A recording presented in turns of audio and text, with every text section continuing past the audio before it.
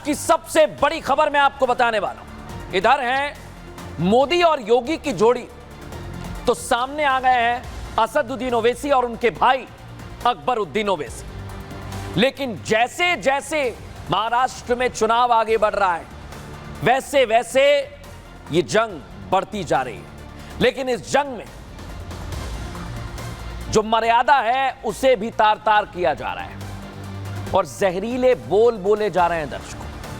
लेकिन आज मैं आपको बताऊंगा ये क्यों किया जा रहा है, कैसे किया जा रहा है। योगी आदित्यनाथ वो नाम जिनके पास उत्तर प्रदेश की कमान है, उत्तर प्रदेश की उन्होंने कमान संभाल रखी है। सीएम वो उत्तर प्रदेश के हैं, लेकिन बीजेपी के ऐसे फायर ब्रांड नेता जिनका तोड़ अभी तक नहीं निकल पाया है। हरियाणा में हमने देखा योगी आदित्यनाथ भारतीय जनता पार्टी का वो चेहरा बन गए जो अपने सख्त फैसले और जबरदस्त एक्शन के लिए जाने जाने लगे। और इसलिए जहां पेच फंसता है वहां बागडोर किसके हाथ में होती है? योगी आदित्यनाथ के हाथ में। और वो ना सिर्फ बागडोर संभालते हैं बल्कि बिना जीते वहां से लौटते नहीं है। हरियाणा में देखा है, फिर कह रहा हूं। तभी तो योगी आदित्यनाथ पर प्रधानमंत्री नरेंद्र मोदी को भी हमेशा सबसे ज्यादा विश्वास रहता है और वो वक्त वक्त पर योगी की अहमियत को बताते भी रहे हैं। जब ये दोनों दमदार नेताओं की जोड़ी मिल जाती है तो विरोधी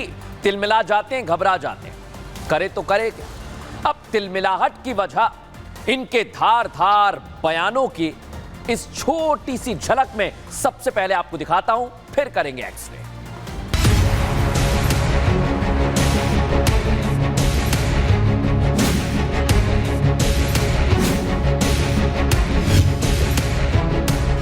एक है तो सेफ है। ये देश का क्या समाता है? बटेंगे, एक रहोगे तो सेफ रहोगे, एक रहोगे तो सेफ रहोगे। कि बटोगे तो कटोगे, हिंदू और मुसलमानों को नफरत कराओगे तो क्या यह मुल्क को कमजोर करने के बराबर नहीं है? हमें याद रखना है, अगर हम बटेंगे तो बांटने वाले महफिल सजाएंगे। खौफ होकर बेबाकी के साथ आपसे अगर गुजारिश की तो सिर्फ और सिर्फ इत्तेहाद, इत्तेहाद और इत्तेहाद का। राष्ट्र तब सशक्त होगा जब हम एक रहेंगे, नेक रहेंगे, तभी नेक रहेंगे। बटेंगे तो कटेंगे।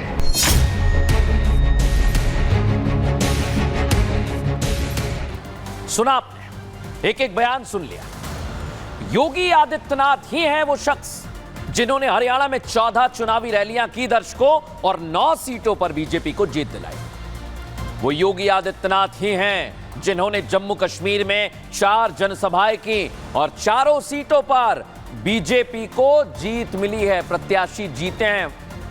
योगी आदित्यनाथ ही हैं वो जिनके चेहरे पर 2 बार उत्तर प्रदेश विधानसभा का चुनाव लड़ा गया, दोनों बार भारतीय जनता पार्टी का झंडा बुलंद हुआ है दर्शकों। योगी आदित्यनाथ मुख्यमंत्री बने और इसलिए नरेंद्र मोदी प्रधानमंत्री हैं, लेकिन यूपी और योगी को लेकर वो बड़ा उपयोगी फॉर्मूला पहले ही दे चुके हैं। क्या उन्होंने कहा था? पहले आपको वो भी सुनवा देता हूं। आज पूरे यूपी की जनता कह रही है, यूपी प्लस योगी बहुत है उपयोगी।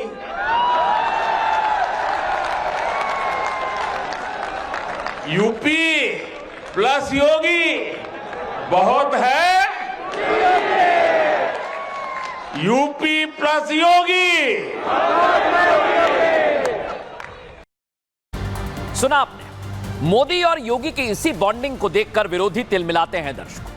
हरियाणा और जम्मू कश्मीर विधानसभा का चुनाव तो बीत चुका है, लेकिन अब बारी है महाराष्ट्र विधानसभा चुनाव। ठीक 11 दिन बाद वोटिंग होगी। जो महाराष्ट्र के दर्शक हैं वोट डालने जाएंगे और इसलिए विरोधी समझ नहीं पा रहे कि इस जोड़ी की काट कैसे निकालें। यही वजह है कि महाराष्ट्र की राजनीति इस समय गर्मा गई है दर्शकों। ओवैसी ब्रदर्स तो मानो अपनी जुबान पर काबू रखना ही भूल गए हैं। पहुंचते तो वो जनसभा के लिए हैं, लेकिन मोदी और योगी को कोसना शुरू करते हैं। कोसें, सियासत है, लेकिन भाषा। उनकी रैलियों में सारा का सारा समय योगी और मोदी को टारगेट करने में ही गुजर जाता है। इसके बावजूद भी उनके हाथ कुछ नहीं लगता है। इस बार यह हमला छोटे ओवैसी यानी अकबरुद्दीन ने किया। सुनिए वो कैसे पीएम मोदी और सीएम योगी के खिलाफ जहर उगल रहे हैं। योगी, तेरे आने के बाद अकबर भी आने वाला है। मोदी, तेरे आने के बाद अकबर भी आने वाला है। हम जवाब देंगे। जिंदगी गुजर गई चाय बनाने में, लेकिन चाय क्या होती है, कैसी बनती है। चाय चाय चाय की पत्ती, चाय की केतली, चाय का पानी, चाय का चूल्हा, चाय चाय चाय। हम बोलेंगे 20 तारीख को पतंग पतंग पतंग रहेगी। देखा आपने क्या कह रहे हैं, कैसे कह रहे हैं, लेकिन आज इसकी पूरी एक्स्ट्रा रिपोर्ट हमने तैयार की है। सबसे पहले रिपोर्ट दिखाते हैं। नारे तकबीर, नारे तकबीर। बटिए मत, बटे थे तो कटे थे। उत्तर प्रदेश के मुख्यमंत्री योगी आदित्यनाथ की महाराष्ट्र में पहली चुनावी रैली से ही सियासी पारा चढ़ गया। योगी ने अपनी रैलियों में जैसे जैसे एक एक मुद्दे को उठाया, ओवैसी ब्रदर्स की तिलमिलाहट बढ़ती चली गई। योगी आदित्यनाथ के महाराष्ट्र की धरा पर पांव रखते ही छोटे ओवैसी ने जहर उगलना शुरू कर दिया। वो योगी को महाराष्ट्र में देखकर इस कदर भड़के कि वोट मांगने निकले अकबरुद्दीन ने वोटर्स को भड़काना शुरू कर दिया। हमारे वजूद के जरिए हमको खत्म करने वालों को यह पैगाम देना चाहता था कि यह मुल्क जितना माथे पे तिलक लगाने वाले का है, सर पे पगड़ी बांधने वाले का है, उतना ही यह मुल्क चेहरे पे दाढ़ी रखने और सर पे टोपी पहनने वाले का भी है। जुबान से जहर उगलना छोटे ओवैसी ने शुरू किया तो मोदी और योगी को भी धमकाने के मोड में आ गए। उन्हें जवाब देने के लिए हुंकार भरने लगे। योगी, तेरे आने के बाद अकबर भी आने वाला है। मोदी, तेरे आने के बाद अकबर भी आने वाला है। हम जवाब देंगे।